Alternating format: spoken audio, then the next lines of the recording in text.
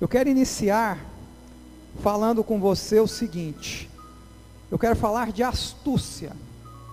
O que é astúcia? Astúcia, no dicionário, significa esperteza e habilidade de quem não se deixa enganar. Na verdade, a pessoa astuta, ela é prudente e ela tem sabedoria. Existe uma conotação negativa para essa palavra, no sentido de esperteza, de malandragem, mas eu estou trazendo essa palavra hoje como Jesus a trouxe, no sentido de prudência, de sabedoria e de esperteza no bom sentido, de não ser enganado pelo diabo, de não ser enganado pelas doutrinas do diabo, que percorre esse mundo, nosso Senhor Jesus Cristo. Então a astúcia, ela se traduz em prudência e em sabedoria. Abre comigo em Lucas 16, Lucas 16, verso 8. Enquanto você abre, Lucas 16, verso 8, nosso sonoplasta Marquinhos, meu companheiro de batalha de rádio, nós temos uma rádio, amados, temos um canal no YouTube da Igreja de Cristo, eu acho que eu estou com umas 300 palavras lá, em inglês e português, não é, pastor Verlaine? Verlaine tem as palavras dele no mesmo canal. Nós fazemos inglês e em português, porque nós queremos alcançar as nações, amém? Verlaine já pregou em inglês esses dias, que ele me passou, né? Para honra e glória do Senhor, tem que voltar a pregar em inglês, pastor. Amém? Nós temos um canal. Marquinhos, aquele vídeo está aí no ponto, né? Beleza. Amém. Lucas 16, verso 8. E louvou aquele senhor, um injusto mordomo, por haver procedido prudentemente, que você poderia traduzir de forma astuta, porque os filhos deste mundo são mais prudentes na sua geração do que os filhos da luz. Eu vou traduzir isso numa linguagem livre. Vocês me desculpem a expressão que eu vou usar, mas diante dos filhos das trevas, nós somos um bando de idiotas.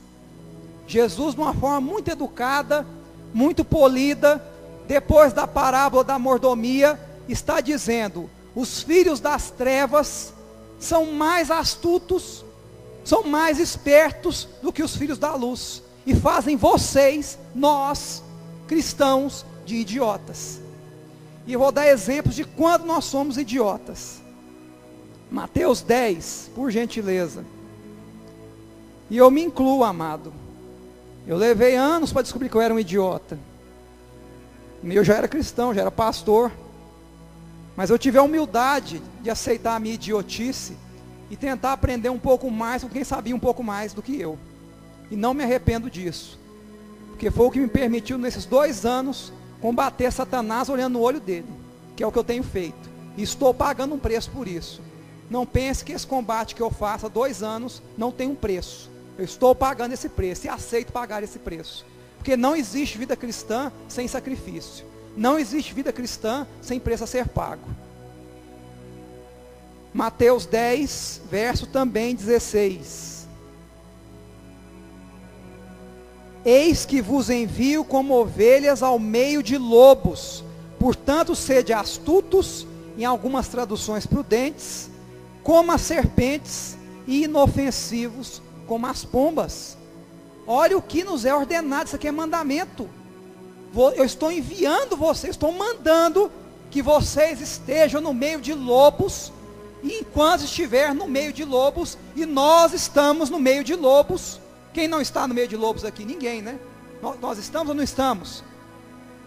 Lobos na política, lobos na economia, lobos no meio empresarial, lobos no meio cristão. Nós estamos no meio de lobos. E qual é a ordenança de Cristo? Sejam como a serpente. Ele pega o animal mais vil, o animal mais desprezível da Bíblia, o animal que rasteja, que já teve perna, já teve braço, e foi condenado a rastejar, por ter enganado a mulher, por ter levado ao pecado original. Pega o animal mais abominável e diz: nós temos que parecer com ele. Olha o conselho que Cristo nos dá. Você sabe por quê, amado? Porque se nós não tivermos a astúcia da serpente, não quer dizer que você vai renunciar aos seus valores, como cristão, a sua ética, a sua cosmovisão cristã.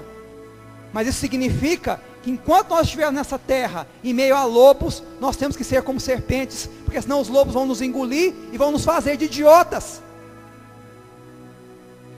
Esses dias, um irmão de uma outra igreja, onde eu inclusive ministrei sobre um tema, que eu vou falar aqui rapidamente, não era uma pregação de cunho religioso, mas uma aula sobre marxismo cultural, ministrei a uma igreja.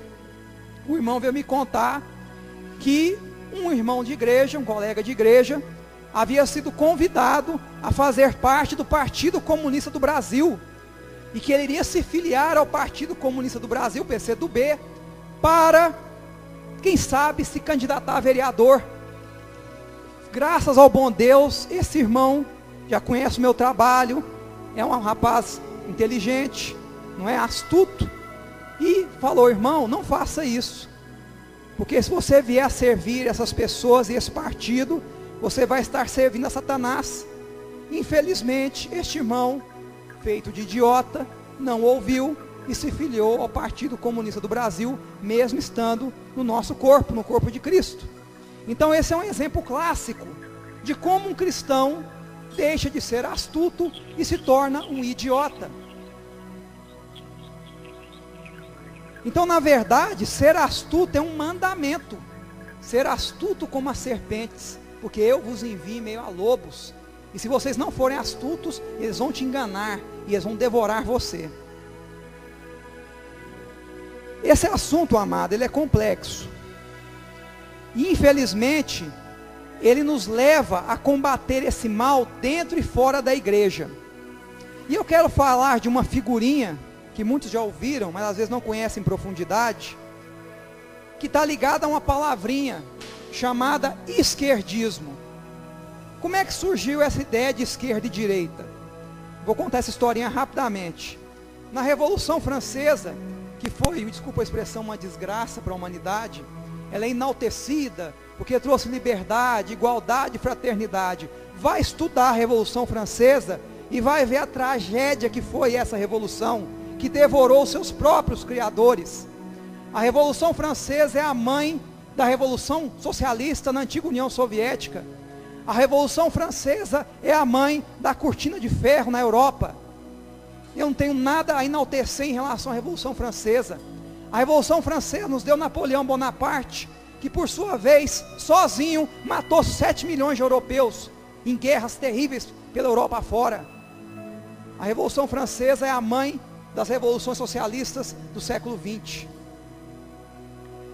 E quando a Revolução Francesa ocorreu, na grande Assembleia Geral na França, eles colocaram do lado direito os aristocratas e os burgueses, os ricos, e do lado esquerdo os trabalhadores. Aí surgiu a ideia que a esquerda é boazinha porque ela defende os trabalhadores, e a direita, ela é horrorosa porque ela é contra os trabalhadores. Nasceu na Revolução Francesa simplesmente por uma questão de posição, porque colocaram do lado esquerdo os trabalhadores na Assembleia Geral e colocaram do lado direito os conservadores, os cristãos, os aristocratas. Surgiu a ideia de esquerda e direita. Então a ideia já está errada na sua essência, não é? Mas nós aceitamos o esquerdismo. O esquerdismo se traduz numa cultura, não é ideologia. Porque se fosse ideologia, eu conseguiria, como conservador cristão, sentar com um comunista e conversar com ele, o que é impossível. Já tentaram debater com um comunista? Eu já tentei. Outros irmãos ligados a esse ministério, que já somos mais de 200 pessoas no Brasil, entre católicos e protestantes, já tentaram. É quase impossível você discutir, debater com um comunista. Por quê? Porque ele está imerso em uma cultura. O comunismo não é uma ideologia, ele é uma cultura como uma religião. O comunismo é uma forma de religião. Para quem não sabe, ele tem ritos, ele tem mitos, ele tem sacerdotes. O comunismo é uma religião. E eu vou demonstrar isso a você. O comunismo, o esquerdismo, está ligado a uma coisa chamada marxismo. O que é marxismo? Marxismo é uma invenção de um sujeito alemão chamado Karl Marx, que no século XIX, com essa ideia né, de que os trabalhadores eram oprimidos, os trabalhadores eram coitados, precisavam se libertar dos opressores capitalistas, montou a ideia de um sistema em que haveria uma revolução do proletariado, e essa revolução levaria uma igualdade entre as pessoas, na qual o Estado cuidaria de todos nós. Ele só esqueceu de um detalhe: ele tirou Deus da equação e transformou o Estado em um Deus. Então todos nós, na concepção do marxismo, temos que servir a um Deus chamado Estado, que há de cuidar de todos nós. Só que tem um problema: onde essa doutrina foi implantada, o Estado se tornou um inferno na terra. E vou dar alguns exemplos. Quando ocorreu a Revolução Soviética, no início do século XX, não é? Em outubro de 1917, olha que interessante. Quem lembra da antiga União Soviética? É do meu tempo. Quem é desse tempo da União Soviética? Aquela União Soviética ganhava as Olimpíadas, né, de ginástica. Quem lembra disso? É do meu tempo. Pô, a turminha mais jovem não lembra da União Soviética. Até o nome da União Soviética está errado. Você sabe por que está errado? O que era o Soviet, que gerou a expressão soviético, adjetivo, na União Soviética? O Soviet foi a semente que Lenin, que liderou a revolução na União Soviética, foi a semente que ele usou para gerar a revolução. O que era o Soviet? Era um agrupamento de trabalhadores em cada cidade da antiga Rússia, né? A Rússia czarista, a Rússia dos reis czares. Cada cidadezinha tinha um Soviet, uma espécie de sindicato, né? Eu adoro sindicato. Então cada cidadezinha tinha um sindicato, tinha um Soviet. E esse Soviet, depois, foi sendo dado gradativamente para questionar o czar, o poder czarista, o poder dos aristocratas. E um dia, esses soviets deram um golpe e se transformaram no próprio Estado. Expulsaram as repartições públicas, assumiram os lugares das repartições públicas, e Lenin, com apenas 2.000 homens, conseguiu tomar toda a União Soviética, toda a Rússia, graças aos soviets. Só que tem um pequeno detalhe: o Estado é uma ficção jurídica. O Estado é um agrupamento organizado de pessoas para exercer determinados papéis sociais públicos. O Estado é uma ficção. O Estado é um papel, um pedaço de papel. O Estado não é nada. O Estado são as pessoas. Quando Lenin assume agora a União Soviética, a União das Repúblicas Socialistas Soviéticas, em russo, Soyuz, Socialist, Sovietic Republic, CCCP, que é outro alfabeto, que é o cirílico. Quando Lenin assume a União Soviética, o que ele faz? Manda exterminar todos os soviets, porque queria o poder só para ele. Então já não era a União Soviética nem naquela época, porque ele queria o poder só para ele. Não basta, isso é história, amado, isso é fato histórico. Eu não estou aqui para defender ideologia nenhuma, estou trazendo um fato histórico. Você pode pesquisar. Uma das primeiras coisas que Lenin fez foi extinguir os soviets. Então é uma mentira. A União nunca foi soviética. Deixou de ser quando Lenin assumiu o poder. Lenin fez outra coisa linda. Lenin, tão preocupado com os pobres e os trabalhadores, né? Aliás, o que me mais enoja no esquerdismo é a hipocrisia. São muito hipócritas. Tão preocupado com os camponeses, os trabalhadores, quando Lenin toma o poder, ele causa a maior fome da história da humanidade, na própria Rússia.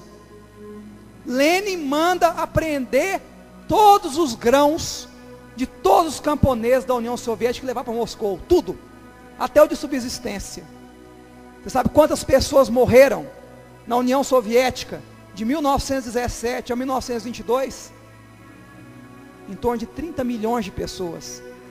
E eu não vou entrar nem em detalhes o que foi a grande fome na antiga União Soviética.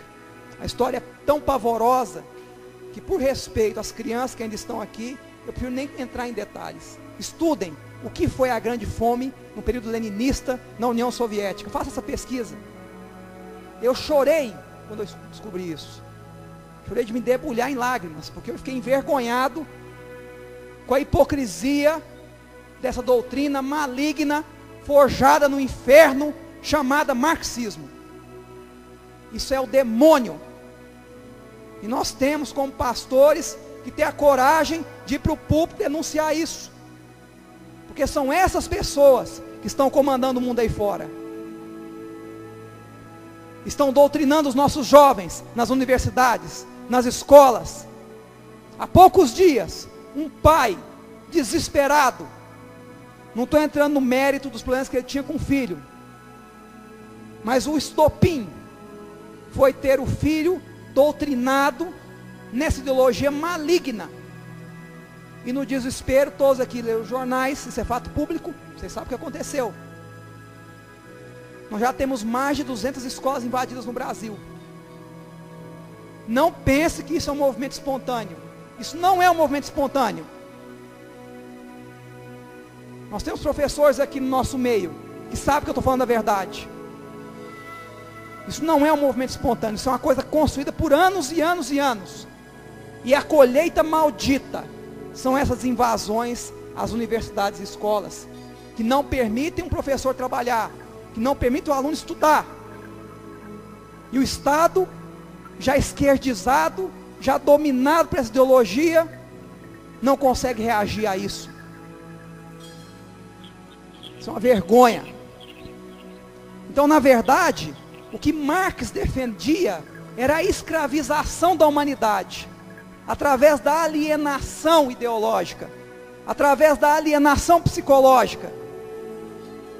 Lenin foi tão covarde que usou a fome para controlar socialmente o seu povo. Porque uma pessoa na miséria, passando fome, não tem forças para nada, e aceita qualquer coisa que se faça por ela. Você acha que essas técnicas não são aplicadas em outros países? Você acha que o Nordeste brasileiro vive essa miséria há séculos, pelos seus coronéis? Por conta de quê? Por conta desse tipo de estratagema de controle social psicológico, mergulhando as pessoas na miséria, para ter controle sobre elas. A miséria é um instrumento de controle social, e quem ensinou a fazer isso foram os comunistas, que tanto defendem o operário, o trabalhador e o camponês. Isso não é de Deus, isso é do diabo. Vamos dar outros exemplos. Outra coisa, o comunismo é um animal adaptativo, já dura mais de 150 anos, e ele muda de nome, muda de cara, é como um veneno que é vendido sob uma embalagem que é transformada com o passar do tempo. Você sabia que as técnicas de publicidade mais relevantes usadas até hoje, mesmo no mundo capitalista, foram desenvolvidas na União Soviética? A União Soviética tinha um departamento ideológico, um ministério de propaganda, só para desenvolver marketing. Então, se comunismo é um nome feio, vamos chamá-lo de progressismo, vamos chamá-lo de pós-modernismo, vamos chamá-lo de social-democracia, de terceira via, de eco-socialismo. Ele se adapta, por isso que ele sobrevive e nos atormenta até hoje. Vamos dar outros exemplos de como são hipócritas os esquerdistas. E a minha tese hoje, eu quero deixar demonstrado a vocês, é que é totalmente incompatível a um cristão abraçar essa ideologia. Se você é cristão, você não pode ser um homem de esquerda, em hipótese nenhuma. Isso não é de Deus. E nós já estamos vivendo uma época, até porque estamos nos aproximando dos últimos dias, em que não dá mais para ser simplesmente um isentão, ficar em cima do muro e achar que você não tem nada com isso. Semana passada, a primeira igreja batista de Dallas foi fechada por uma turba de manifestantes de esquerda, liderada por um condenado, que há 5 anos atrás quase matou uma criança de 2 anos. Esse crápula teve a capacidade de fechar a primeira igreja batista de Dallas, com mais de 60 pessoas, na porta da igreja, impediu a entrada das pessoas, simplesmente porque o pastor sabia-se que tinha voltado em Donald Trump. Ele nunca usou o púlpito para falar disso, nunca defendeu Trump na igreja, mas porque havia suspeita, fecharam a igreja, os esquerdistas. Com que direito? E se ele não tivesse votado? Fosse só uma hipótese. Essa mesma turba nos Estados Unidos arrancou de um carro um cidadão e bateu nele, porque presumiu que ele votou no Trump. E ele, ninguém sabia, nem conhecia o sujeito. Ele apanhou, coitado, sem saber por quê. Você acha que aqui é diferente? Esses dias uma equipe da Record foi tentar entrar na Escola Técnica Federal, que estava invadida. Quase apanharam. Aí vem a hipocrisia do esquerdismo. Por que olha que interessante. Vamos dar um outro exemplo para ilustrar o que eu estou tentando demonstrar a vocês, que o marxismo é do diabo. Quem já viu aquela camiseta do Che Guevara? Linda, né? Linda, né? A camiseta, né? Che Guevara. Não podemos perder a ternura jamais, né? Até charmosa a frase, tal. Che Guevara, grande herói da esquerda, né? Fidel Castro, Cuba, ilha modelo. Deixa eu contar uma historinha para vocês. Isso eu ouvi de um esquerdista que esteve em... Então não podia ter fonte melhor do que essa. Não é um cara como eu, conservador cristão de direita. Era um esquerdista me contando a história. Ele visitou Cuba. É lógico, é a meca, né, do comunismo, é visitar Cuba. Aquele lugar maravilhoso que está parado desde 1950 no mesmo lugar. Quer dizer, Cuba, ela conseguiu se congelar no tempo, né? Se você quiser voltar a 1950, você vai visitar Cuba. Cuba está em 1950 até hoje. Uma maravilha de país. Mas ele foi visitar esse país maravilhoso. Cuba tem aproximadamente 12 milhões de habitantes. Se você não sabe, dos 12 milhões de habitantes de Cuba, 5 milhões são policiais. Uai, mas é isso mesmo, é. Metade da população de Cuba quase é policial. Sabe por quê? Porque se você abrir o bico, você morre. Você tem um policial por habitante. Quer dizer, um vigiando o outro, né? Por isso que lá, eles estão até hoje fazendo o que bem entendem. Esse Che Guevara, essa figura tão terna, né, tão carinhosa, ele gostava de certas coisas. Eu não vou entrar em detalhes em respeito às crianças, mas eu vou dar só um exemplo de uma coisa que ele inventou com Fidel Castro. Além de fazer coisas pessoalmente, né, que ele adorava fazer contra os outros. Você sabe o que é uma cela-gaveta? Quem conhece a expressão cela-gaveta? Cela-gaveta, ninguém conhece? E é uma invenção cubana. Um dia chega no Brasil, né, sem continuar nesse caminho que nós estamos, um dia chega aqui. O que é a cela-gaveta? A cela-gaveta é o seguinte, fizeram isso com um poeta cubano. Poeta, escreveu uma poesia contra o regime. Vamos dar uma lição nesse poeta? O que é uma cela? É o seguinte, você pega uma parede dessa aqui, cava um buraco que caiba uma pessoa, pelo menos, né, deitada, põe uma espécie de maca, enfia a pessoa dentro da parede, põe a grade e deixa ela 3 anos deitada lá. Isso é uma cela-gaveta. Você acha que a pessoa depois de 3 anos sai como de lá? Nem andando, né? Acabou, já era, né? É uma invenção cubana. Outra invenção cubana espetacular. Cuba é muito prodigiosa, né? Muito inventiva. Outra invenção cubana genial é a gaiola de alumínio. Como é que ela funciona? Você pega de lata, pode ser de lata também, tá? O metal não importa. Você pega a gaiola e deixa o sujeito um tirado de zinco dentro da gaiola, um dia bem quente. Cuba costuma ter dias bem quentes. Deixa ele um dia na gaiola de metal bronzeando, né? Para quê? Para essas câmeras de bronzeamento, né? Então a intenção é ajudar o prisioneiro. Então você põe ele em cima do telhado de zinco, na gaiola de zinco, e deixa ele ali um dia curtindo o sol. É uma outra invenção cubana. São muito inventivos. Estuda, amado, demonstra a hipocrisia e a covardia dessas pessoas. Nós estamos lidando com psicopatas. Eu estou afirmando categoricamente, Fidel Castro é um psicopata, Raul Castro é um psicopata, Che Guevara foi um psicopata, que felizmente está há quase 50 anos sem matar ninguém, né? Por razões que todos sabem. Então são todos psicopatas, cercados de pessoas histéricas, porque o psicopata tem que ter o histérico em volta. Então essa turba que fechou a primeira igreja batista de Dallas semana passada, é uma turba de histéricos, comandada por psicopatas. O esquerdismo é um distúrbio. Nenhuma pessoa sensata, que conhece o assunto, estuda o assunto, consegue abraçar um negócio desse.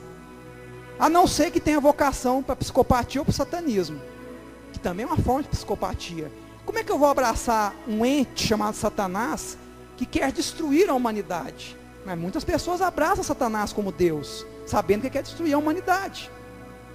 Isso também é uma forma de distúrbio, não é normal. Cadê o seu senso de autopreservação?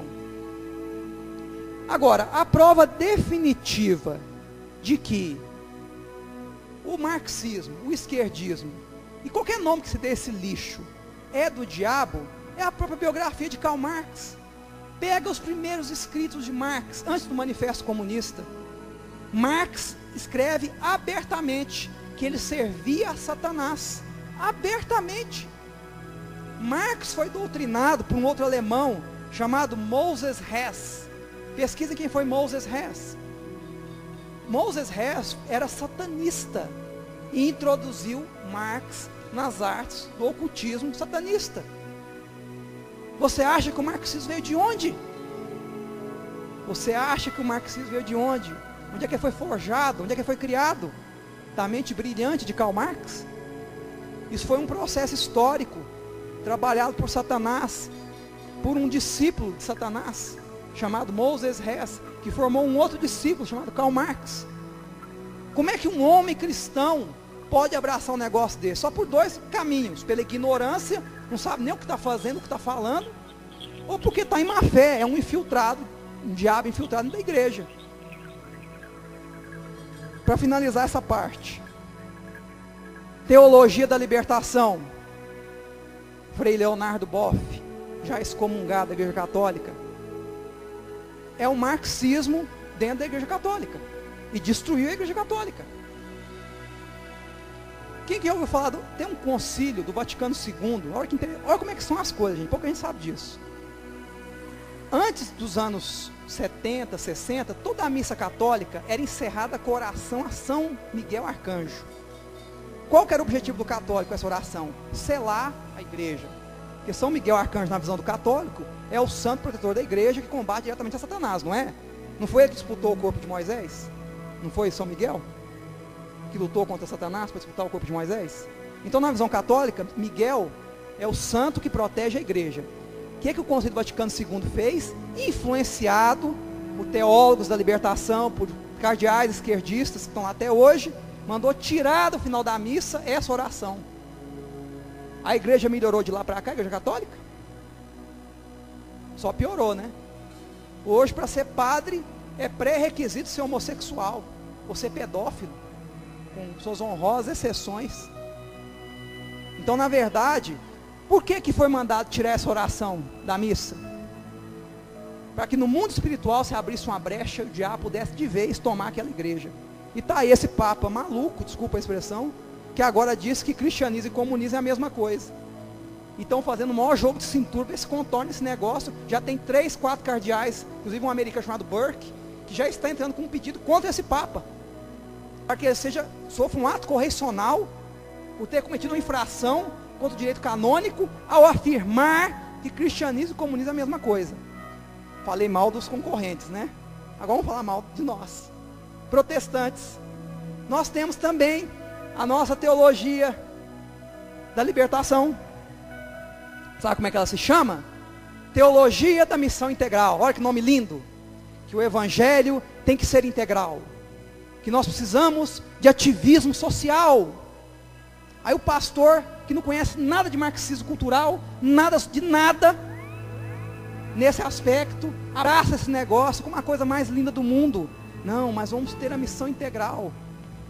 E enche a igreja de esquerdista. Aí começa a apoiar as ocupações nas escolas, começa a receber dinheiro do governo, quando o governo é de esquerda, como aconteceu durante mais de 10 anos no Brasil. Podia citar até nomes aqui de pastores, de igrejas até tradicionais, que receberam dinheiro desse governo, para fazer esse tipo de evangelismo dentro das igrejas. Tivemos igrejas em Goiânia que foram visitadas por essas pessoas, para serem cooptadas para essa teologia da missão integral. Está aí na nossa cara. O que eu falei mais cedo?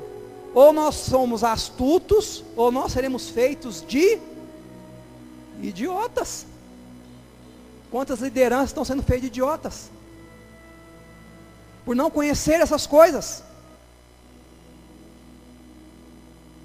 Para finalizar, eu quero passar um vídeo para vocês, mas para vocês entenderem o vídeo eu tenho que explicar algo mais complexo um pouquinho.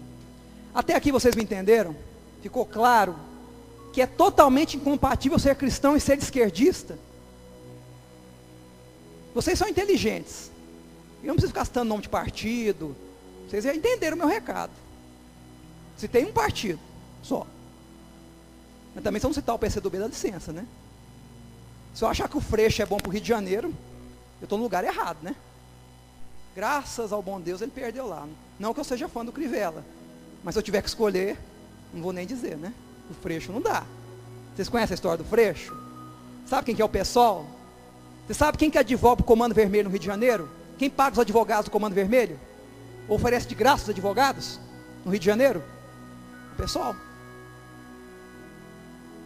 Então o Freixo quer assumir o poder lá por quê? Por que que a filha do Fernandinho Beiramar candidatou a vereador e graças a Deus perdeu no Rio de Janeiro?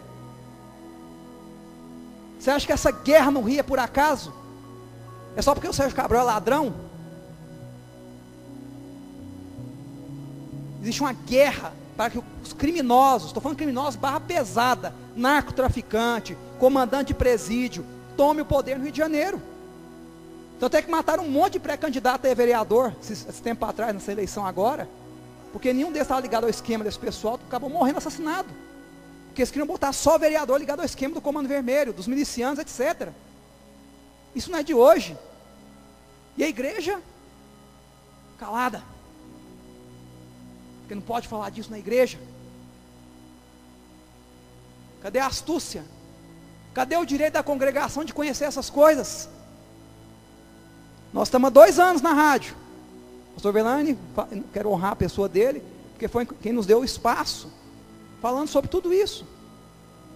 E hoje, graças ao bom Deus e à generosidade do pastor Velani, estou aqui trazendo essa informação a vocês. Para finalizar, para você entender o vídeo, depois eu vou orar com vocês. Existem 3 forças no mundo que querem mandar em todos nós, querem nos escravizar. Essas 3 forças, elas têm um grande propósito. O propósito é transformar o mundo numa grande China. O que é a grande China no meu conceito? Você vai ter um Estado totalitário, em caráter global. Então, se é global, soberania nacional não é algo interessante. Nacionalismo também não é algo interessante. Não me convém que as pessoas sejam nacionalistas ou que defendam a soberania de seus países, porque eu tenho interesse num governo totalitário global. Eu quero que o mundo vire uma grande China. A China é um regime totalitário com um pseudo-capitalismo residual por baixo. Então qual é a ideia? Vamos ter um governo mundial. Quem conhece escatologia aqui sabe do que eu estou falando. O anticristo vai reinar para quem? Não é para o mundo? Para ele reinar para o mundo eu não preciso de um governo mundial? Está na Bíblia. É bíblico, é escatológico. Então eu preciso de um governo totalitário, ditatorial, em âmbito global. Quem melhor hoje representa isso?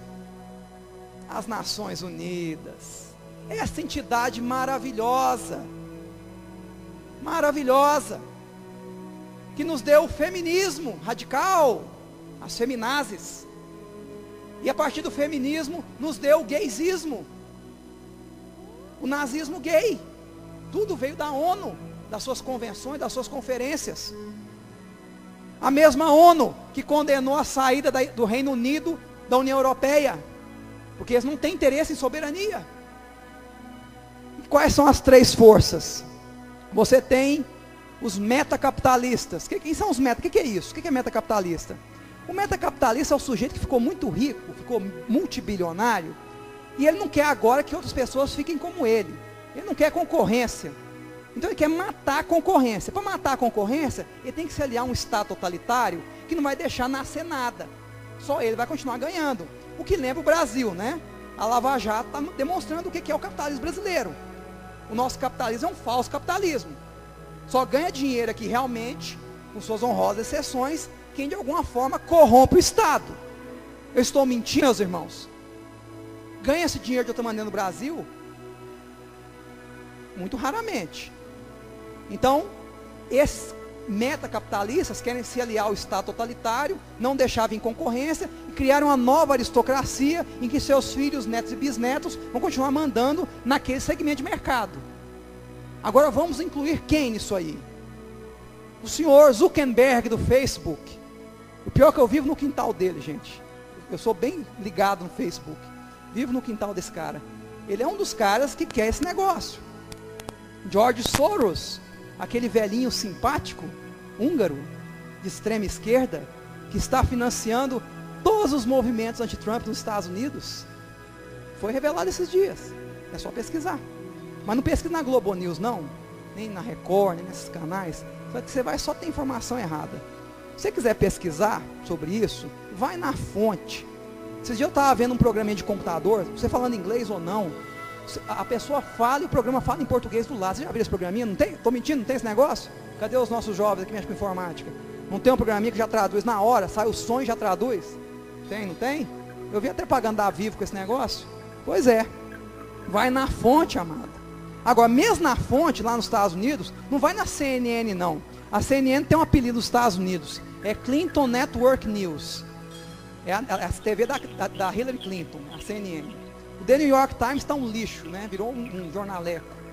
Então você vai ter que pesquisar na Fox, que ainda está com alguma imparcialidade, talvez o Alex Jones, vai ter que buscar algumas fontes alternativas para entender isso melhor. Então eu já falei do dono do Facebook, já falei do George Soros, o Bill Gates, aquela figura simpática, generosa e filantropa. O maior sonho dele é também um governo mundial, em que a Microsoft vai reinar absoluta, coisa que ela já faz, né? E não vai ter concorrente. A Apple, a mesma coisa. A Disney, a mesma coisa. Gente, isso não é teoria da conspiração, isso é fato. Não estou falando para você não consumir isso não, senão você vai andar pelado na rua.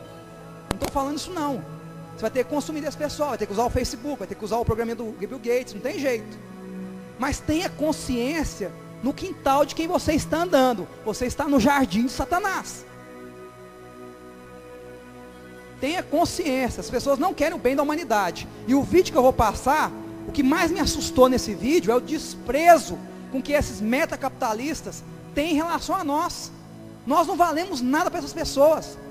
Eles nos querem como mão de obra escrava ou semi-escrava, como se faz na China. É isso que eles querem. Por isso que as crises econômicas são geradas, para empobrecer as populações cada vez mais. Essas crises são planejadas, são induzidas, para nos empobrecer, para que um dia nós possamos servir ao anticristo, como escravos desse sistema. Você só vai ter acesso a isso se for na fonte certa. O mundo, que é de Satanás, já está se organizando para o anticristo. E querido, não pense que você vai reencarnar em outras vidas e vai voltar para um mundo melhor. Porque se reencarnação funcionasse, o mundo não estaria degenerando, estaria melhorando. Ele está só degenerando. É outra doutrina do diabo. Mas voltando ao que interessa, tem um outro grupo também que quer dominar o mundo. Sabe qual?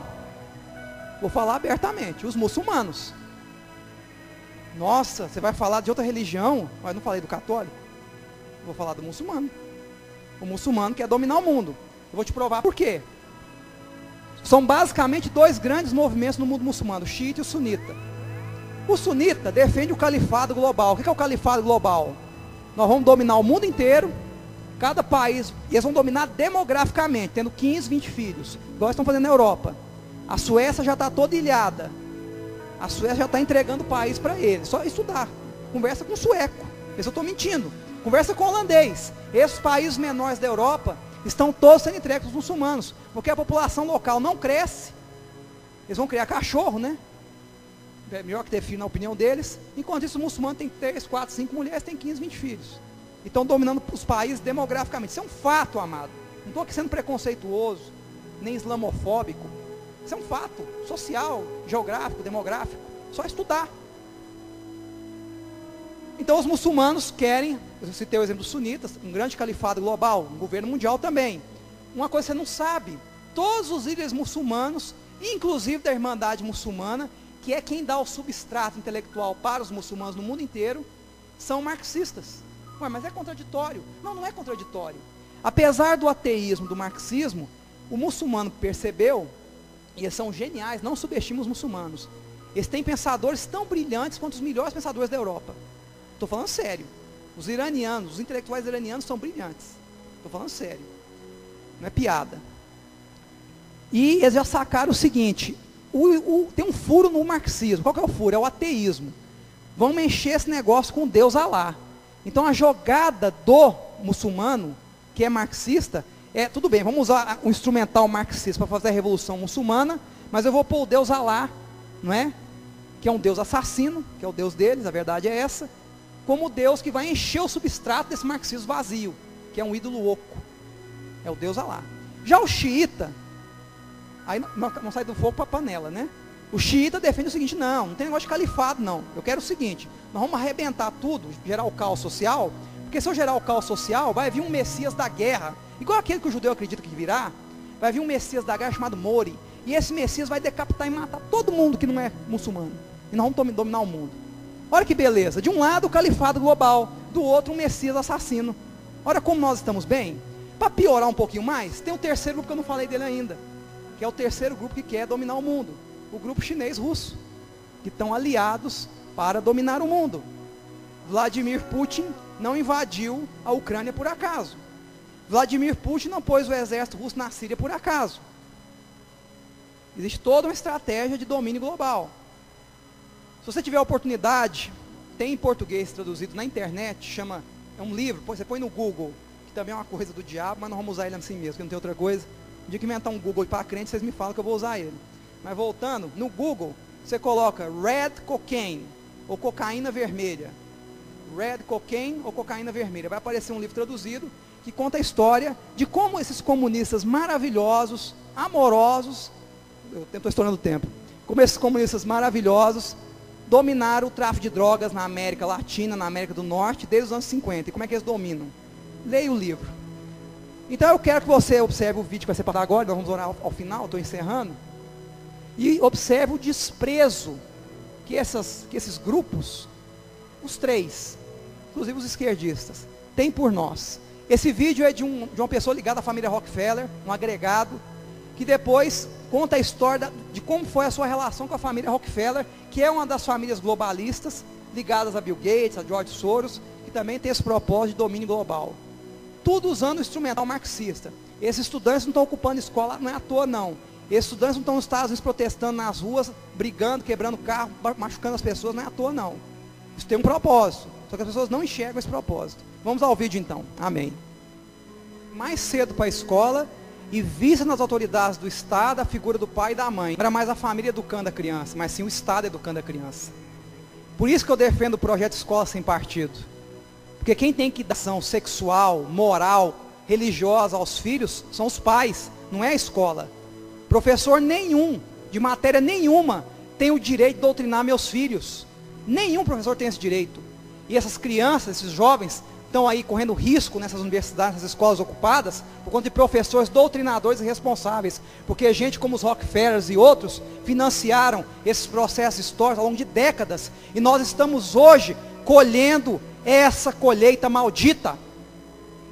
E como pastores e como líderes religiosos, nós temos que ter a coragem de vir ao público denunciar essas coisas, e orientar e alertar a congregação sobre o que está acontecendo, porque nós somos mandados em meio a lobos, e se nós não formos astutos, seremos feitos de idiotas. Que Deus tenha misericórdia de nossas almas, amém? Vamos orar, vamos levantar. Senhor dos exércitos, na autoridade do seu nome, nós te louvamos, e nós te agradecemos, e nós te bendizemos, pelo privilégio de termos estado aqui esta noite, por esta igreja, na vida do pastor Verlaine. Eu agradeço toda a congregação em teu nome, Senhor. Que o Senhor nos abençoe, nos guarde, nos proteja, em um mundo cada vez mais difícil, pois a tua palavra diz que virão dias de angústia como nunca vistos antes. Que o Senhor nos fortaleça nesses dias, que tenhamos graça, tenhamos poder do Senhor, para repreender toda a enfermidade, toda a ação do diabo na vida dos nossos irmãos. E eu clamo agora por aqueles que hoje pediram oração por cura. Que o Senhor traga cura, Pai, abençoe, proteja, traga recuperação e testemunho do teu poder, pois tu és Jeová Rafá, tu és o Deus que cura. Vem sobre estas vidas, faz o teu milagre sobre as nossas vidas, em nome de Jesus. Uma palmas ao Senhor Jesus, amém, meus irmãos?